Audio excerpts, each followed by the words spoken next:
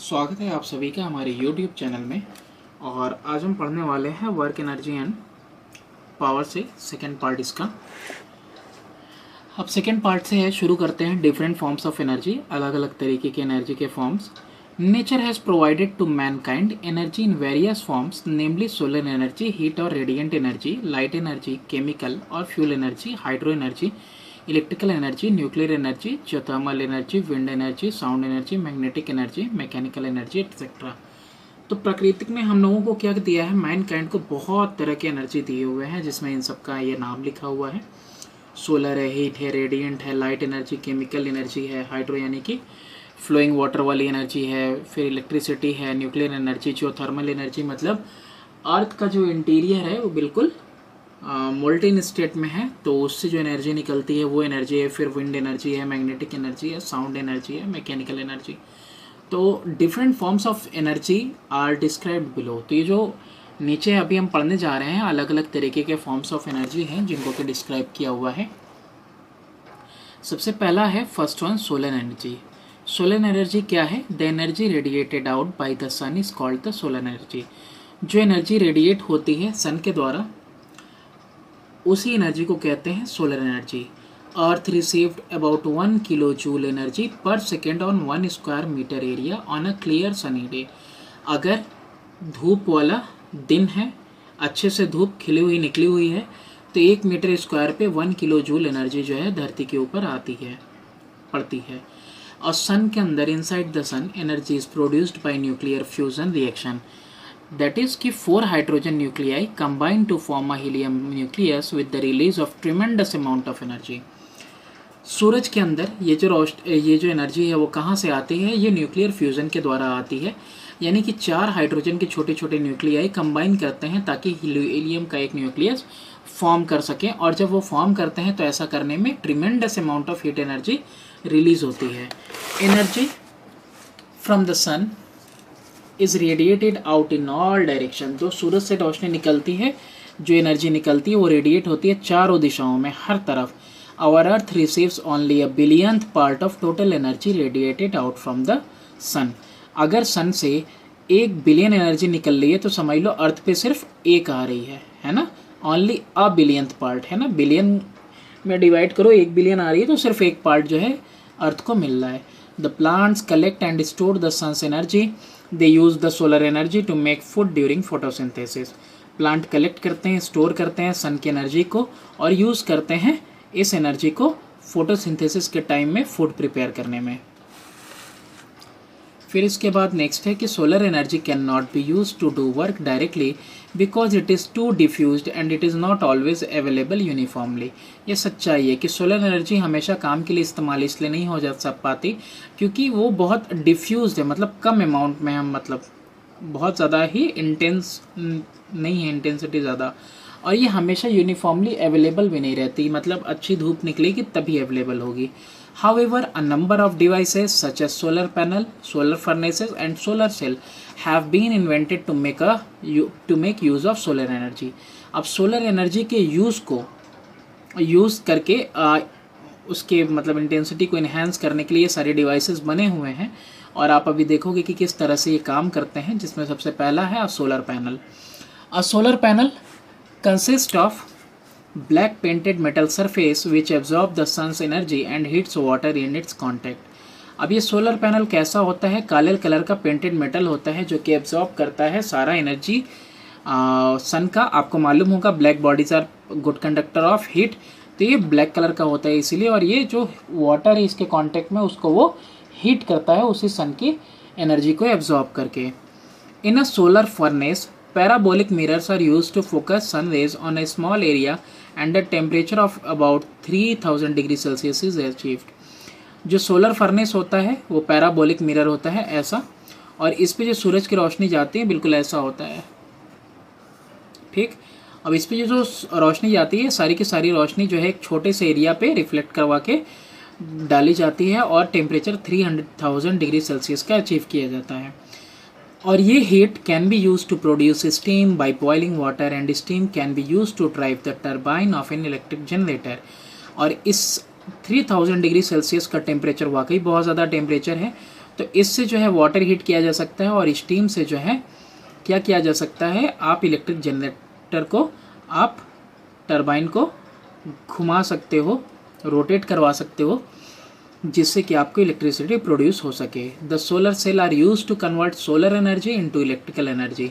These cells are made up of slices of semi conducting material. जो solar cell होते हैं वो convert करते हैं सोलर एनर्जी को इलेक्ट्रिकल एनर्जी में, और ये कैसे बने होते हैं, छोटे छोटे स्लाइसेस के बने होते हैं सेमी कंडक्टिंग मटेरियल के। सेमी कंडक्टर वगैरह इलेक्ट्रिसिटी में हम लोग पढ़ेंगे। सेकेंड है हीट एनर्जी। अब ये हीट एनर्जी क्या है? The energy released on burning coal, oil, wood और gas is the heat energy. The steam possesses heat energy and it has capacity to do work. In a steam engine, heat energy of steam is used to get work. We received heat energy directly on the earth from the sun. तो energy जो release होती है कोयला जलाने पे, तेल जलाने पे, लकड़ी जलाने पे या गैस जलाने पे, उसी एनर्जी को कहते हैं हीट एनर्जी। और जो स्टीम होती है ना, उसके अंदर भी हीट एनर्जी होता है और उसके पास कैपेसिटी होता है कोई काम करने का। और स्टीम इंजन में तुमने देखा होगा कि हीट एनर्जी जो स्टीम की है उसी को यूटिलाइज किया जाता है, डायरेक्टली काम में लाया जाता है। और हम लोग रिसीव करते हैं हीट एनर्जी डायरेक्टली भी अर्थ के ऊपर, कहाँ से? सन से। Light energy, it is the form of energy in presence of which other object are seen. Light energy वो एनर्जी है कि जो ना रहे तो आपको कोई चीज़ दिखाई नहीं देगी। सिर्फ आंखें जिम्मेदार नहीं है देखने के लिए, क्योंकि आंखों के साथ रोशनी का होना ज़रूरी है। इसीलिए यहाँ पे लिखा हुआ है कि प्रेजेंस इसका ज़रूरी है किसी भी ऑब्जेक्ट को देखने के लिए। The natural source of light energy is the sun. Many other sources of heat energy such as fire, burning candle also give light energy. जो प्राकृतिक स्रोत है लाइट एनर्जी का वो पूरा का पूरा सूरज है, और बहुत सारे अदर सोर्सेज हैं हीट एनर्जी की, जैसे कि फायर, बर्निंग कैंडल, ये सब भी क्या करते हैं, कुछ लाइट एनर्जी देते हैं। नेक्स्ट है आपका केमिकल और fuel energy. The energy processed by fossil fuel such as coal, petroleum and natural gas is called the chemical energy और fuel energy. The energy processed by fossil fuel, जो fossil fuel मिल रहा है, जैसे कि कोयला मिल रहा, पेट्रोलियम, नेचुरल गैस, उससे जो एनर्जी मिल रही है ना, उसी को केमिकल एनर्जी या फ्यूल एनर्जी कहते हैं। These fuels are formed from the decayed remains of dead plant and animal that lived millions of years ago.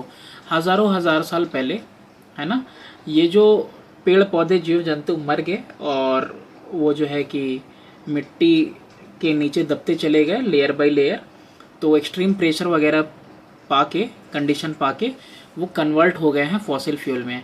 In the interior of the earth, due to high pressure and temperature, they remain slowly changed into fossil fuel. वही बात लिखी है इसमें। These fuel contain chemical energy stored in them. और इन fuels में क्या है, chemical energy है स्टोर्ड उनके अंदर। When fuels are burned, the chemical energy changes to heat energy which is released. जब फ्यूल को जलाया जाता है तो केमिकल एनर्जी चेंज होती है हीट एनर्जी में, और वो उस टाइम रिलीज होती है। The food that we eat also has chemical energy in it.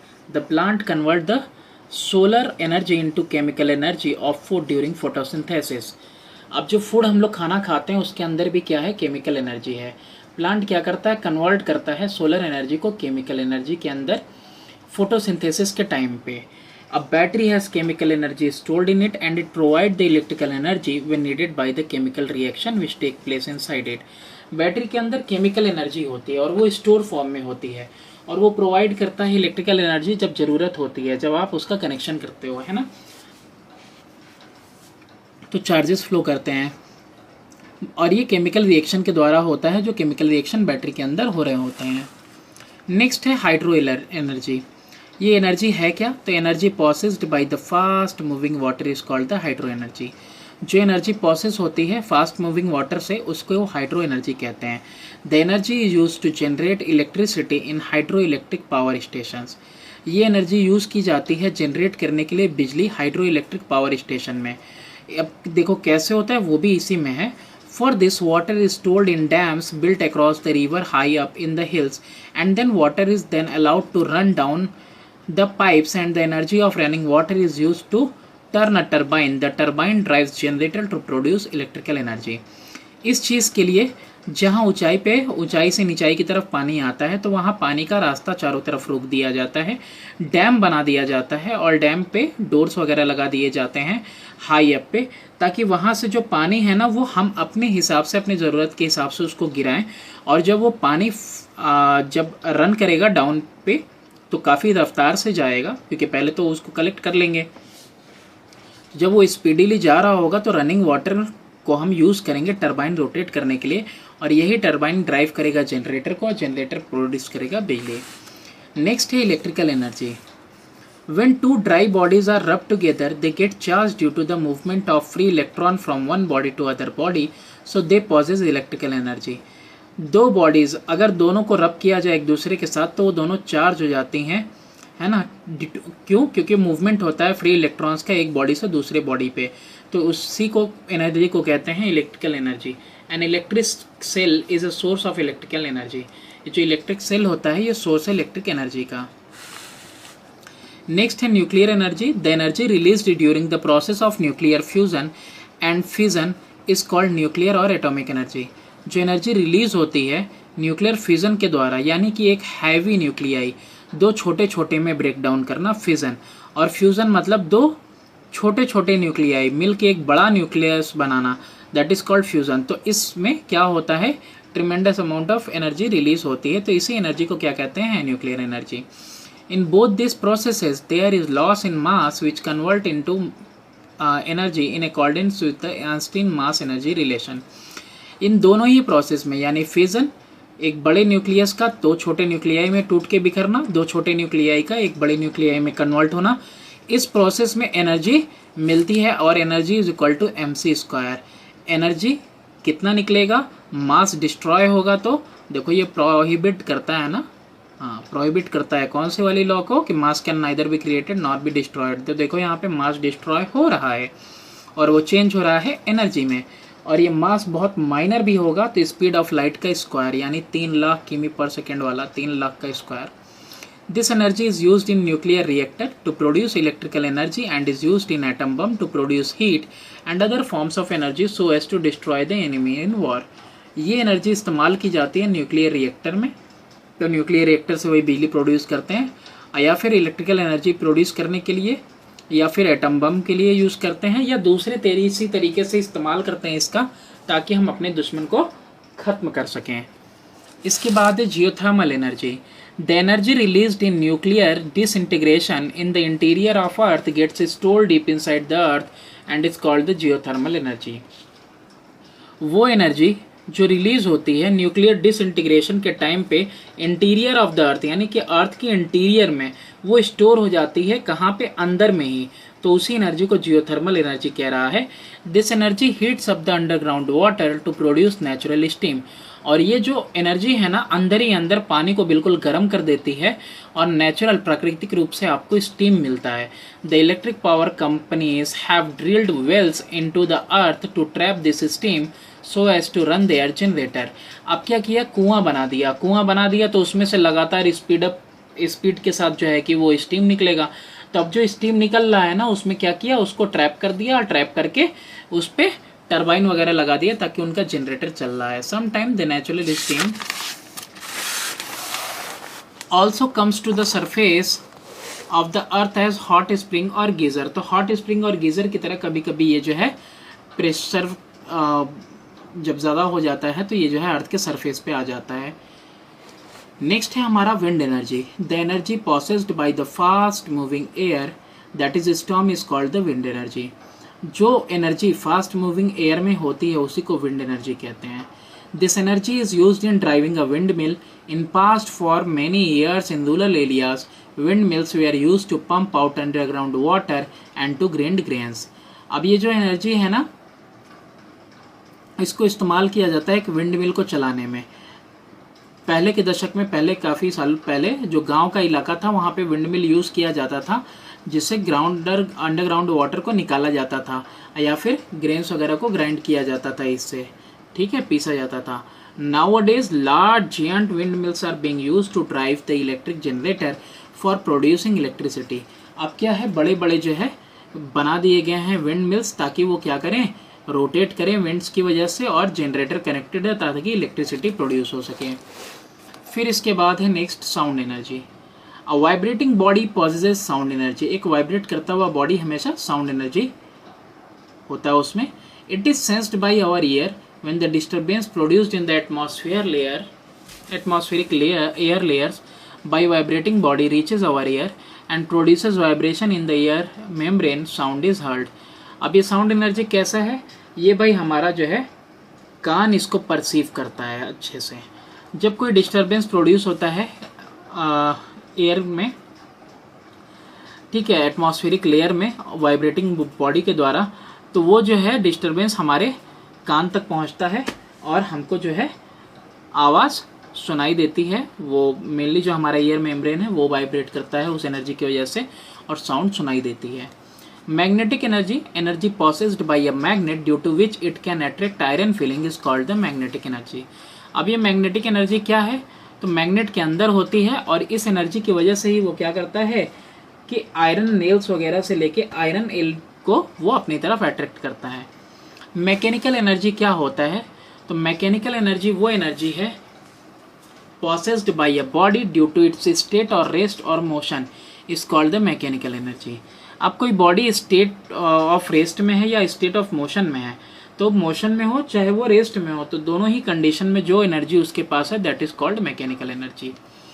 अब देखो यहाँ से डाइवर्जन है, क्यों, क्योंकि यहाँ से बस मैकेनिकल एनर्जी के ऊपर हमको ध्यान देना है। अब different forces of mechanical energy, तो फोर्सेज नहीं फॉर्म्स ऑफ मैकेनिकल एनर्जी होना चाहिए। तो mechanical energy is found in two forms, दो तरह से पाए जाते हैं, एक काइनेटिक एक पोटेंशियल। जैसे यहाँ पे भी दिया था स्टेट ऑफ रेस्ट और स्टेट ऑफ मोशन है, तो ये स्टेट ऑफ मोशन है, ये स्टेट ऑफ रेस्ट है। Kinetic energy is due to the state of motion of body and potential energy is due to the specific position or centrifugation of the body. The total mechanical energy of the body is the sum of potential energy and kinetic energy. अभी kinetic energy क्या होता है, motion की वजह से होता है, potential energy उसके स्पेसिफिक पोजीशन की वजह से होता है। अरे जैसे टंकी में पानी वगैरह हुआ, अभी आगे और पढ़ने को मिलेगा। टोटल मैकेनिकल एनर्जी किसी बॉडी का देखना है तो उसका पोटेंशियल और काइनेटिक दोनों का सम करना पड़ेगा। नेक्स्ट है काइनेटिक एनर्जी होता क्या है, तो kinetic energy is equal to half mv²।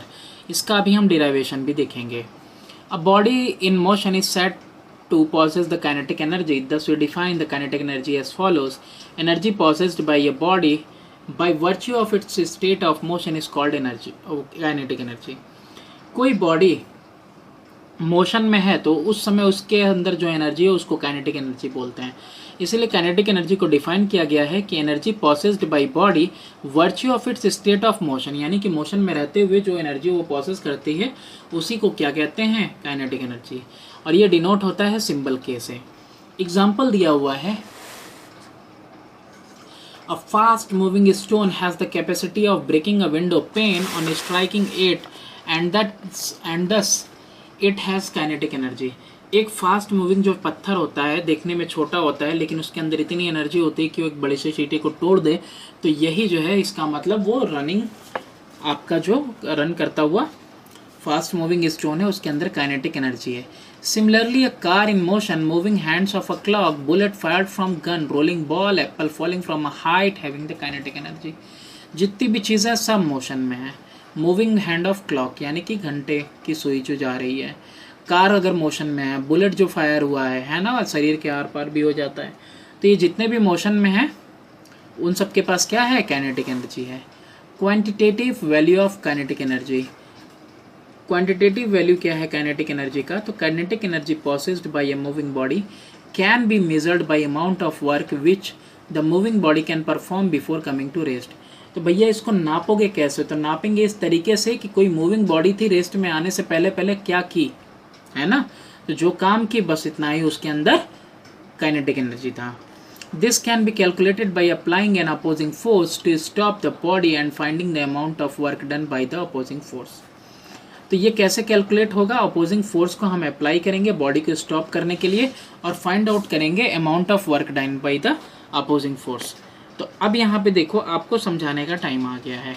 अब ये जो इक्वेशन है ना, ये हम आपको बताते हैं कि कैसे ये डेरिवेशन आया है हाफ mv² वाला।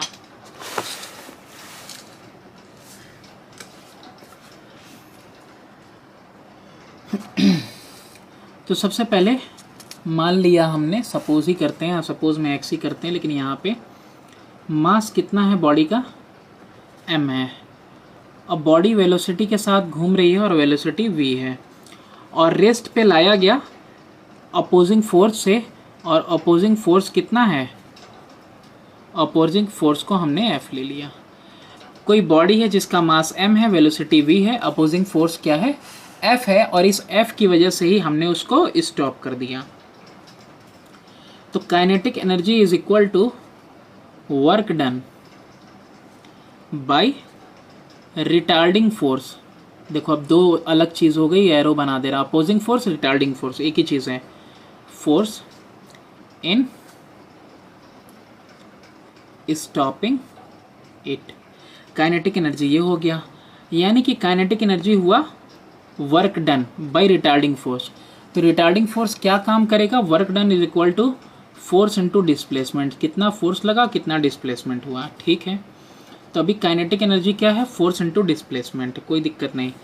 अच्छा, आपको मालूम होगा कि फोर्स का फॉर्मूला क्या होता है, मा भी होता है, मास इनटू एक्सेलरेशन होता है। इसके अलावा आपको पता है कि बॉडी जो है इनिशियल वेलोसिटी भी होगी और फाइनल वेलोसिटी भी। तो initial velocity equal to v ले लें, फाइनल वेलोसिटी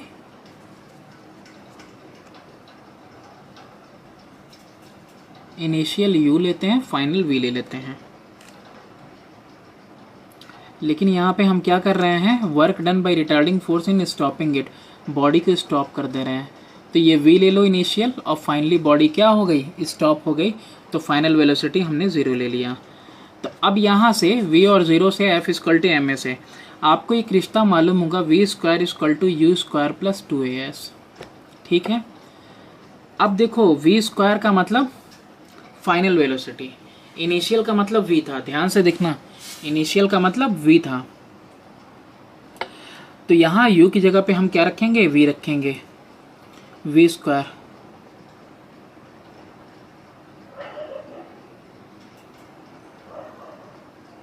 ठीक है, ठीक है। इनिशियल की जगह हमको v रखना है और इसकी जगह हमको 0 रखना है, ठीक है। तो प्लस कितना हो जाएगा 2as, और v स्क्वायर फाइनल वेलोसिटी कितना हो जाएगा 0, ठीक। अब यहाँ पे देखो ये रिटार्डिंग फोर्स है, तो v square plus 2 into minus a लेना चाहिए था हमको, यानी कि v square is equal to minus 2as equal to 0, यानी v square is equal to 2as, यानी कि s की वैल्यू कितनी हो जाएगी, s है क्या, डिस्प्लेसमेंट, v स्क्वायर अपॉन में 2a। ध्यान से देखो, फोर्स रिटार्डिंग फोर्स है, मास इनटू एक्सेलरेशन, ये रिटार्ड कर रहा है यानी कि नेगेटिव एक्सेलरेशन है। नेगेटिव एक्सेलरेशन के लिए मुझे शुरू से ही माइनस लेके चलना चाहिए था, नहीं लिया तो भी कोई बात नहीं, बाद में हमने ले लिया देर सवेर। तो यहाँ पे इनिशियल वेलोसिटी v था, इनिशियल वेलोसिटी को मैंने यहाँ पे कन्वर्ट किया v में, और फाइनल वेलोसिटी यानी बॉडी कम्स टू रेस्ट यानी कि 0 ले लिया। यहाँ से एक रिश्ता निकल के आया कि s is equal to v square by 2a, ठीक है, कोई दिक्कत नहीं।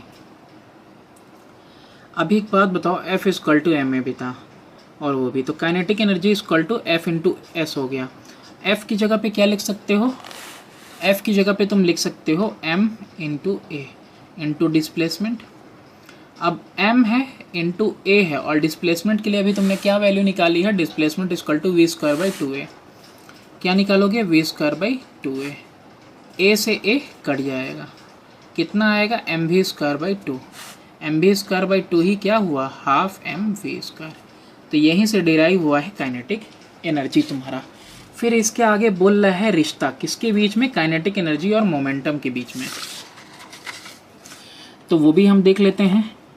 Kinetic energy relationship kinetic between kinetic energy and momentum, इन दोनों के बीच में क्या रिश्ता है। आपने अभी काइनेटिक एनर्जी का फॉर्मूला डिराइव किया, that is half mv square, ठीक है। अच्छा, मोमेंटम के बारे में क्या जानते हो, p is equal to mv। Momentum is nothing but product of mass into velocity. तो v का मतलब कितना हो गया, v इक्वल टू पी ऊपर m नीचे, v स्क्वायर का मतलब कितना हो गया, p स्क्वायर अपॉन में m स्क्वायर। अब कहोगे स्क्वायरिंग क्यों की, क्योंकि यहाँ पे स्क्वायर था। अब v स्क्वायर पता कर लिया तो अब यहाँ पे पुटिंग करेंगे वैल्यू इसी की, यानी kinetic energy equal to 1/2 m into v square की जगह पे p square by m square. Square से ये एक m कट जाएगा, कितना आ जाएगा, p square by 2m equal to kinetic energy. अब यहाँ से देखो तो p square equal to kinetic energy into 2m, ठीक है। तो p is equal to under root में 2 into m into kinetic energy, ठीक है। तो शॉर्ट फॉर्म में बुक में दिया हुआ है अंडर रूट 2m के का मतलब काइनेटिक एनर्जी, m का मतलब मास, ठीक है। तो यहाँ तक हमने डेरिवेशन देख लिया। अब वर्क एनर्जी थ्योरम क्या है, when force is applied in the direction of motion of body it accelerates the motion and thus increases the kinetic energy of the body। Work energy theorem ये कहता है अगर कोई बॉडी ऑलरेडी इस direction में जा रही थी, हमने फर्दर अगर इसके ऊपर फोर्स लगा दिया तो अब ये क्या करेगी, इसकी वेलोसिटी इंक्रीज कर जाएगी, यानी ये बॉडी एक्सेलरेट करेगी, ठीक है। According to work energy theorem the work done by a force on a moving body is equal to the increase in its kinetic energy. अगर किसी का काइनेटिक एनर्जी बढ़ गया तो कैसे पता करोगे कितना बढ़ा, है ना। तो वर्क डन जितना हुआ उतना ही काइनेटिक एनर्जी बढ़ता है, ठीक है, जितना वर्क डन होता है। अब यहाँ पे भी दिया हुआ है डिराइवेशन, यहाँ देखो बुक में ही देख लेते हैं कि let body of mass m be moving with the initial velocity u, when a force of F is applied on the body along its direction of motion it produces an acceleration a and the velocity of body changes u to v। Initial velocity u ले लिया, final velocity v ले लिया, और जब हमने u पे था तो हमने फोर्स लगाया ताकि उसका स्पीड बढ़ जाए, यानी कि वेलोसिटी v हो जाए, और डिस्टेंस कितना मूव किया, वो s मूव किया। तो वर्क डन क्या हुआ, फोर्स इनटू डिस्प्लेसमेंट, ठीक है। तो work done force into displacement हुआ, और हमें पता है कि v square equal to u square plus 2s। यहाँ से हम डिस्प्लेसमेंट की वैल्यू निकाल लेंगे, जो डिस्प्लेसमेंट की वैल्यू निकालेंगे उसको फिर इसमें हम लोग पुट कर देंगे। देखते हैं इसको भी,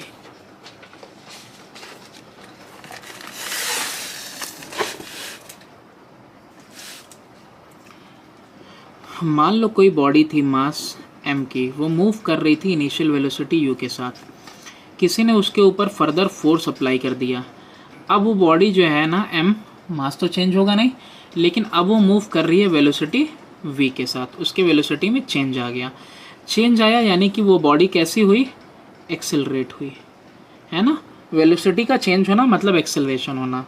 हम लोगों को एक चीज़ पता है कि वर्क डन क्या होता है, फोर्स इनटू डिस्प्लेसमेंट होता है, और एक और रिश्ता पता है v square minus u square equal to 2as होता है। s का मतलब डिस्प्लेसमेंट, s का क्या हो गया, v square minus u square upon में 2a।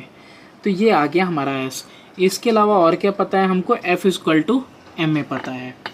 तो देखो ये जो f इक्वल टू ma पता है, यहाँ पे हमने फोर्स की जगह पे रख दिया mass into acceleration into s रख दिया, वर्क डन। तो work done equal to mass into acceleration, और फिर s की जगह भी यही वाली वैल्यू रख दी, यानी कि into v square minus u square upon में 2a। a से a कट गया, ठीक है, a से a कट गया तो m v square minus u square upon में कितना आ गया, 2, यही आया वर्क डन। अब देखो इसी को क्या किया है, अलग अलग m v square by 2 minus m u square by 2, और ये है क्या, यही तो एम वी स्क्वायर बाई 2 क्या है, half m v square kinetic energy है। तो ये कौन सी काइनेटिक एनर्जी है, वेलोसिटी फाइनल है, तो यानी ये फाइनल काइनेटिक एनर्जी माइनस ये क्या है, इनिशियल काइनेटिक एनर्जी। तो work done is always equal to the increase in kinetic energy. ये भी देख लिया हमने। इसके बाद forms of kinetic energy. Kinetic energy भी कई तरीके की होती है, मतलब बॉडी कई तरीके से मूव करता है। देखो कैसे, अ moving body can have 3 types of motions, namely transitional motion, rotational, vibrational. Transitional है सीधा, रोटेशनल रोटेट करता हुआ, वाइब्रेशनल अपनी पोजीशन पे ही up and down. Kinetic energy is also 3 forms. ठीक है, हो गया। अब पहला देखते हैं ट्रांजिशनल काइनेटिक एनर्जी कौन सी है। The motion of a body in a straight line path is called the transitional motion and the kinetic energy of the body to the motion is a straight line is called transitional kinetic energy. अगर कोई body move कर रही है straight line path में तो उस समय उसके अंदर जो काइनेटिक एनर्जी है that is transitional kinetic energy, मतलब सिंगल डायरेक्शन में जा रही है। एग्जाम्पल है car moving in a straight path, एक एकदम हाईवे पे, सीधी हाईवे पे जो कार जा रही हो। Molecule of mono atomic gas वगैरह इस सब के पास ट्रांजिशनल काइनेटिक एनर्जी है, सिंगल डायरेक्शन में एकदम बिल्कुल जाएगा। रोटेशनल काइनेटिक एनर्जी क्या होता है? If a body rotates about an axis, it is called the rotational motion, and the kinetic energy of the body due to rotational motion is called the rotational kinetic energy or simply rotational energy. किसी body को एक fix point पे हमने अगर pivot कर दिया इसी pen को, तो ये पेन क्या करेगा? रोटेट करने लगेगा। तो ये जो पेन रोटेट कर रहा है तो इसके अंदर कौन सा है एनर्जी? रोटेशनल काइनेटिक एनर्जी है। स्पिनिंग टॉप, लट्टू घूमता हुआ, ठीक है, एक काफ़ी है। इसके अलावा वाइब्रेशनल काइनेटिक एनर्जी, अगर कोई बॉडी मूव कर रही है to and fro about its mean position, अपने मेन पोजीशन से टू एंड फ्रो मूव कर रही है, तो मोशन कैसा कहलाता है? Vibrational motion. और यही एनर्जी क्या कहलाएगी? वाइब्रेशनल काइनेटिक एनर्जी या सिंपली वाइब्रेशनल एनर्जी कहलाएगी। कोई वायर को आप क्लैम्प कर दो दोनों तरफ से, है ना, बीच में से, तो क्या हो जाएगा? बिल्कुल वो वाइब्रेट करने लगेगा। तो उस समय उसके अंदर जो एनर्जी होगी that is only called vibrational energy. इसके अलावा स्टील स्ट्रिप वगैरह जब क्लैम्प किया जाता है किसी एक एंड पे तो वाइब्रेट करने लगता है, ठीक है, तो उस समय उसके अंदर क्या है? वाइब्रेशनल काइनेटिक एनर्जी है।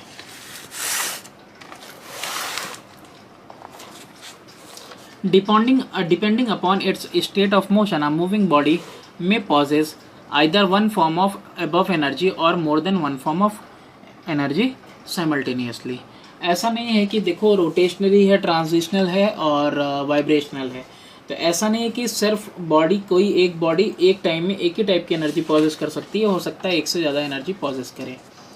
नेक्स्ट है हमारा potential energy. A body in a specified position or deformed state changed configuration is said to possess the potential energy, so we define the potential energy as follows. अगर body जो है specified position में है या डीफॉर्म्ड state में है, यानी अपने स्टेट से अलग स्टेट में है, उसका कॉन्फ़िगरेशन चेंज किया गया है, तो वो क्या कहलाएगा? कि उसके पास पोटेंशियल एनर्जी है। इसीलिए पोटेंशियल एनर्जी को डिफाइन किया गया है, energy possessed by a body by virtue of its specific position or changed configuration is called potential energy. वो एनर्जी जो बॉडी के पोजीशन को चेंज करने से उसके अंदर आया है या उसका कॉन्फ़िगरेशन चेंज करने से आया है, उसी को कहते हैं पोटेंशियल एनर्जी। यूजुअली डिनोट होता है सिंबल यू से। A wound up watch spring, a compressed spring, a bent bow, a stretched rubber, a body placed at a height above the ground have the potential energy. अब देखो ये जो wound up चाबी देने वाली जो घड़ी है, कंप्रेस करने वाला जो स्प्रिंग है, बेंट किया हुआ बो यानी कि धनुष तुम्हारा, स्ट्रेच किया हुआ रबर है, इन सब के अंदर क्या है? इनकी कॉन्फ़िगरेशन, इनका स्टेट क्या है? इनका पोजीशन चेंज किया गया है, कॉन्फ़िगर किया गया है, इसीलिए इन सब के अंदर क्या है?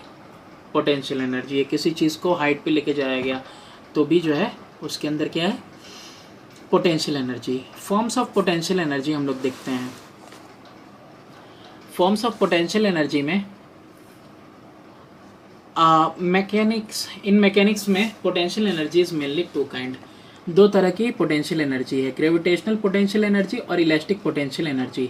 इलास्टिक पोटेंशियल एनर्जी होती है ड्यू टू इट्स कॉन्फ़िगरेशन, यानी कि उसका स्टेट चेंज करने पे, है ना, उसका ओरिजिनल पोजीशन चेंज करने पे, original form. Gravitational potential energy क्या है? तो पोटेंशियल एनर्जी वो energy possessed by a body, एक बॉडी के अंदर possess due to its position relative to the centre of the earth is called gravitational potential energy. वो देखो ग्रेविटेशनल पोटेंशियल एनर्जी क्या होती है? Possessed by a body, body के अंदर ड्यू टू इट्स पोजीशन, उसका पोजीशन रिलेट हो किसके साथ? सेंटर ऑफ अर्थ के साथ, तो उस पोजीशन में जो एनर्जी उसके अंदर है वो ग्रेविटेशनल पोटेंशियल एनर्जी है। जितना ज़्यादा डिस्टेंस होगा सेंटर ऑफ द अर्थ से उतना ज़्यादा ग्रेविटेशनल पोटेंशियल एनर्जी होगा। फॉर एग्जांपल यहाँ दिया हुआ है, a stone placed at a height has the potential energy stored in it because of its position at that height. If it is dropped on a nail standing on a wooden piece, it drives the nail into the wood. Similarly, the water at a height, in an example that is in a dam, has potential energy stored in it, and if it is allowed to fall, the falling water can do work like turning a wheel. एक stone है, पत्थर है, उसको ज़्यादा ऊंचाई पे रख दोगे तो उसके अंदर अब क्या है, पोटेंशियल एनर्जी है, क्योंकि ये एनर्जी कैसे आई, हाइट पे होने की वजह से आई। अगर उसको ड्रॉप किया जाए और ज़मीन पे क्या रखा हुआ और लकड़ी के ऊपर एक नेल लटका दें और वो पत्थर ऊपर से गिराएं तो वो पुश कर देगा नेल को उस लकड़ी में। सिमिलरली अगर पानी है उसको ऊंचाई से हम गिरने देंगे, तो जैसे कि हाइड्रो इलेक्ट्रिसिटी डैम वगैरह में करते हैं हम लोग, तो वहाँ पे क्या होता है, हाइट से जब पानी गिरता है तो रनिंग वाटर के अंदर ज़्यादा एनर्जी रहती है और वो फॉलिंग वाटर क्या करता है, वो टर्न कर सकता है व्हील को और जो टरबाइन चलाएगा बिजली पैदा करेगा। इलास्टिक पोटेंशियल एनर्जी क्या है, when an external force is applied on a body it's configuration और शेप इज चेंज। जब भी कोई बाहरी फोर्स आप अप्लाई करते हो किसी बॉडी के अंदर, बॉडी के ऊपर, तो इलास्टिसिटी की वजह से उसका जो है शेप वगैरह चेंज हो जाता है। तो इलास्टिसिटी वो प्रॉपर्टी होती है by virtue of which it regains its original configuration on removal of the external force. जब तक आप ऊपर का एक्सटर्नल फोर्स लगाए हुए हो, वो बॉडी अपना पोजीशन चेंज किए हुए है, अपना शेप चेंज किए हुए हो, जैसे ही तुमने अपना एक्सटर्नल फोर्स हटा दिया वो वापस अपने ओरिजिनल शेप में आ जाएगी। तो यही है इलास्टिसिटी और इसी की वजह से वो अपने पोजीशन में चली आती है। तो potential energy possessed by body in the deformed state, यानी ओरिजिनल पोजीशन के अलावा फोर्स लगाने पे जो शेप बन गया उस पोजीशन में जो एनर्जी उसके पास है, उसी एनर्जी को इलास्टिक पोटेंशियल एनर्जी कहते हैं।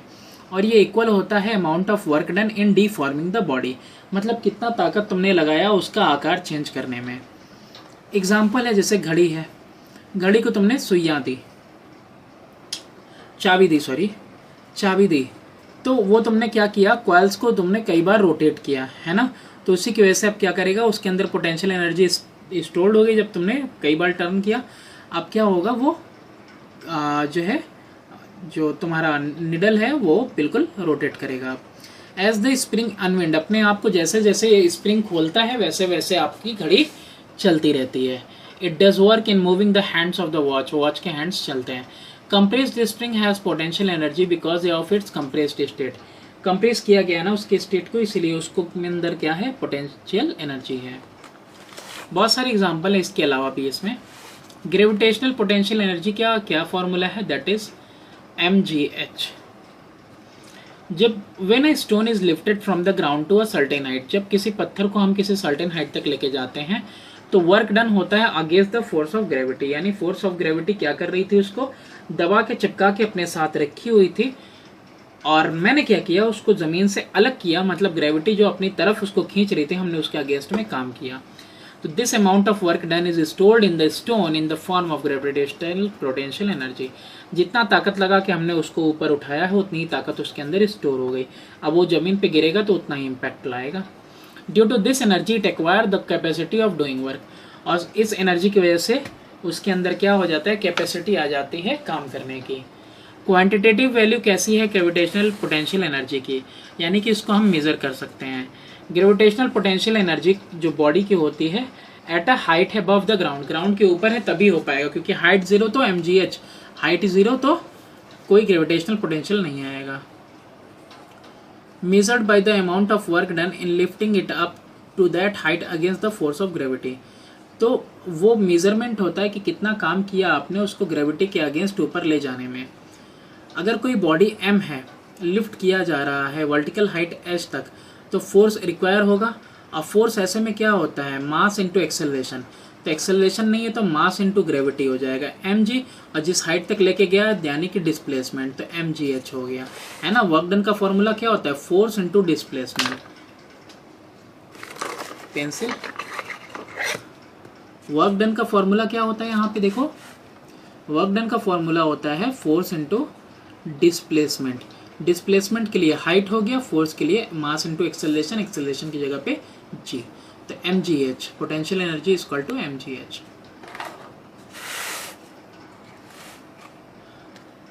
ठीक है। Actually mgh is the gain in potential energy of the system of the body and the earth. It has been assumed here that when the body on the earth surface or ground is gravitational potential energy is zero. अब देखो ये जो है ना उसके अंदर एक potential energy के अंदर एक इंक्रीज आता है, लेकिन वो इंक्रीज नहीं मानते। क्या मानते हैं कि अगर ग्राउंड पे है तो उसका एनर्जी हम जीरो मानते हैं। Thus when a body is thrown vertically upward, the height of the body from the ground increases, hence the potential energy increases. जब कोई बॉडी नीचे से ऊपर फेंकी जाती है तो उसके अंदर का पोटेंशियल एनर्जी इंक्रीज करता जाता है। Similarly, when a body is dropped from a height, the height of the body from the ground decreases, hence potential energy decreases. जब कोई चीज़ ऊपर से नीचे गिर रही होगी तो हाइट कम होता जाएगा, यानी कि वो अपना पोटेंशियल एनर्जी खोती जा रही है, कन्वर्ट होता जाएगा काइनेटिक एनर्जी में, वो भी आगे पढ़ेंगे। When a body of mass m is taken up from a height h1 to a height h2 above the ground, और अगर हाइट 2 यानी कि बाद वाली हाइट पहले वाले से ज़्यादा है तो गेन इन पोटेंशियल एनर्जी क्या हो जाएगा, वो हो जाएगा नई वाली हाइट माइनस पुरानी वाली height into mass into gravity. But if a body of mass m falls down, तो और इस केस में अगर कोई बॉडी ऊपर से नीचे गिरती है तो इस केस में क्या हो जाएगा, फाइनल वो इनिशियल वाला पोटेंशियल एनर्जी पहले लेंगे और फाइनल वाला बाद में लेंगे, यानी h1 माइनस h2 हो जाएगा। पोटेंशियल एनर्जी चेंज होता है किसमें, काइनेटिक एनर्जी में, whenever it is put to use. जब भी इस्तेमाल में लाओगे तो काइनेटिक एनर्जी की और वो पोटेंशियल एनर्जी काइनेटिक एनर्जी में कन्वर्ट हो जाएगा। इसका एग्जांपल देखो, पहला दिया है a stone at a height has the gravitational potential energy due to its raised position. एक पत्थर है, हाइट पे उसको लेके गए तो उसके अंदर ग्रेविटेशनल पोटेंशियल एनर्जी आ गया क्योंकि वो अपने पोजीशन से रेज्ड है। When the stone is dropped on a nail standing on a wooden piece, the nail begins to penetrate. अब देखो ऊपर से पत्थर मैंने गिरा दिया और लकड़ी के ऊपर एक मैंने कील रखी थी, तो कील के ऊपर पत्थर गिरा तो कील को पुश किया पत्थर ने गिरने की वजह से।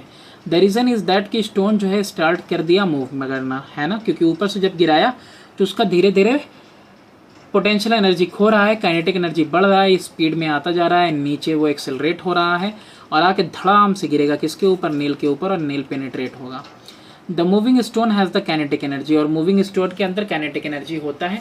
हमने देखा था कि कैसे छोटा सा टुकड़ा होता है और वो कांच के शीशे को पूरा तोड़ देता है। This kinetic energy does work on the nail as this stone strikes, और ये काइनेटिक एनर्जी जो है काम करता है। तो काइनेटिक एनर्जी आई कहाँ से, पहले हाइट पे लेगा यानी पोटेंशियल एनर्जी, हाइट से गिरा यानी पोटेंशियल एनर्जी कन्वर्ट हुई काइनेटिक में। दूसरा यहाँ पे a wound up watch spring has the elastic potential energy because of its wound up state. अब देखो घुमा दिया स्प्रिंग को, घुमा दिया तो उसके अंदर वाउंड हो गया, वो घूम गया, पूरा दबा हुआ है, वो धीरे धीरे खुलता है, उसकी वजह से सुइयाँ चलती हैं, है ना, किसकी, घड़ी की। तो एज द स्प्रिंग अपने आप को अनविंड करता है, पोटेंशियल एनर्जी जो उसके अंदर रहता है वो धीरे धीरे काइनेटिक एनर्जी में चेंज हो जाता है। काइनेटिक एनर्जी में चेंज होता है तभी तो सुइयाँ चारों तरफ घूमती हैं, मूव कर रहा मतलब काइनेटिक एनर्जी है। फिर इसके बाद है when the string of a बो इज पुल्ड, यानी धनुष है उसका स्ट्रिंग, धागा अगर आप अपनी तरफ खींचते हो तो वर्क इज डन, वर्क करते हो यानी आप खींचते हो तो भाई जाहिर सी बात है आप उसको अपनी तरफ खींचते हो एकदम ऐसे इसको, ठीक। तो जो उसका ओरिजिनल स्टेट था वो तो आपने जो है कि डिस्टर्ब कर दिया, चेंज कर दिया, है ना। क्या किया, एक्सटर्नली फोर्स लगाया उसके ऊपर। जब रिलीज़ करते हो आप स्ट्रिंग को, धागे को छोड़ते हो एरो लगा के, तो होता क्या है, पोटेंशियल एनर्जी जैसे ही छोड़ते हो, जैसे आपने चेंज किया, शेप चेंज हुआ, पोटेंशियल एनर्जी आ गई। पोटेंशियल एनर्जी को जैसे ही छोड़ा अब वो तीर आगे जा रही है। तो तीर आगे क्यों जा रही है, क्योंकि वो पोटेंशियल एनर्जी चेंज हो रहा है काइनेटिक एनर्जी में। Compressed spring has the elastic potential energy due to इस कंप्रेस्ड स्टेट। अब देखो कोई स्प्रिंग उसको दबा के रख दिया तो उसके अंदर कौन सा है, इलास्टिक पोटेंशियल एनर्जी है, और जब उसको रिलीज़ किया जाता है तो स्प्रिंग जो है मूव करने लगती है, उसके अंदर काइनेटिक एनर्जी आ जाता है। अगर बॉल रख के तुमने दबाया है और छोड़ दोगे एकाएक तो बॉल क्या हो जाएगा, ऊपर हवा में धक्का खाएगा। अब यहाँ पे कुछ कन्वर्जन दिया है हमारे डेली लाइफ में कि डेली लाइफ में हम लोगों को एनर्जी की ज़रूरत पड़ती है बहुत सारे फॉर्म में, और किस्मत से वन फॉर्म ऑफ एनर्जी को हम लोग कन्वर्ट कर सकते हैं दूसरे फॉर्म ऑफ एनर्जी में। So we can obtain the energy in the required form from the वो अवेलेबल एनर्जी। अब ऐसा है कि एनर्जी जो है ना एक दूसरे में कन्वर्ट हो सकती है, तो इसका क्या फ़ायदा है कि हम एनर्जी को कन्वर्ट करके अपने यूजेबल फॉर्म में ला सकते हैं। जैसे देखो सबसे पहला क्या है, मैकेनिकल एनर्जी चेंज हो जाता है डायनामो की वजह से इलेक्ट्रिकल एनर्जी में, और इलेक्ट्रिकल एनर्जी मोटर की वजह से मैकेनिकल में चेंज होता है। देख रहे हो वाइस वर्सा दिया है। इलेक्ट्रिक एनर्जी से आयरन जो है हीट एनर्जी में कन्वर्ट होता है, और हीट एनर्जी से, है ना, थर्मोकपल यहाँ पे लगा के रखा हुआ है, वो इलेक्ट्रिक एनर्जी में कन्वर्ट होता है। ठीक है, हीट एनर्जी से इलेक्ट्रिकल एनर्जी मिलती है। और फिर इलेक्ट्रिकल एनर्जी से आप स्पीकर वगैरह बजाते हो, साउंड एनर्जी मिलता है, और साउंड एनर्जी क्या करता है, माइक्रोफोन को फिर इलेक्ट्रिक एनर्जी, माइक्रोफोन की मदद से इलेक्ट्रिकल एनर्जी में कन्वर्ट कर सकता है। फिर उसके बाद इलेक्ट्रिकल एनर्जी से हम बैटरी चार्ज करते हैं, यानी केमिकल एनर्जी में कन्वर्ट करते हैं, और केमिकल एनर्जी से यानी कि बैटरी जो है उससे हम इलेक्ट्रिकल एनर्जी यूज़ करते हैं, यानी कि अपने मोबाइल वगैरह में, सेल फोन में क्या लगाते हैं, बैटरी लगाते हैं, सेल लगाते हैं। केमिकल एनर्जी जो होता है, जैसे कैंडल है, जल रहा है तो हीट एनर्जी, लाइट एनर्जी मिल रही है, और लाइट एनर्जी जो सूरज से मिलती है उससे केमिकल एनर्जी बनता है, यानी कि पेड़ पौधे जो अपना खाना पीना बना रहे हैं फोटोसिंथेसिस से। इसके अलावा इलेक्ट्रिकल एनर्जी से बल्ब ग्लो करता है, लाइट एनर्जी मिलती है, और लाइट एनर्जी जो फोटो सेल होते हैं फिर वो इलेक्ट्रिसिटी प्रोड्यूस करते हैं। देखो एक दूसरे डिज़ायरेबल फॉर्म में आ रहे हैं। ठीक है, और फिर उसके बाद जो है कि mechanical energy to electrical energy. अब ये सब कुछ तुमको बस समझाया है जो वहाँ पे मैंने अभी पढ़ा है। ठीक है, अभी मैंने जो यहाँ पे पढ़ा है ना, ये सारी चीज़ें जो बस तुमको यहाँ पे एक्सप्लेन की है कि किस तरह से ये सारी चीज़ें होती हैं। It is interesting to note that whenever mechanical energy changes to other form, it is always in the form of kinetic energy. Mechanical energy जब भी चेंज होती है एक से दूसरे फॉर्म में, तो हमेशा in the form of kinetic energy होती है, and not in the form of potential energy. Potential energy में नहीं होती, क्योंकि पोटेंशियल एनर्जी पहले काइनेटिक एनर्जी में चेंज होता है, तभी हम लोग उसका इस्तेमाल कर पाते हैं। Then kinetic energy changes to the other form, और फिर काइनेटिक एनर्जी को दूसरे फॉर्म में ले आते हैं। तो आई होप ये वाला पार्ट भी आपको समझ में आया होगा। नेक्स्ट पार्ट में हम लोग पढ़ेंगे एनर्जी सोर्सेज और production of electricity. Thanks for watching, do subscribe and share my channel.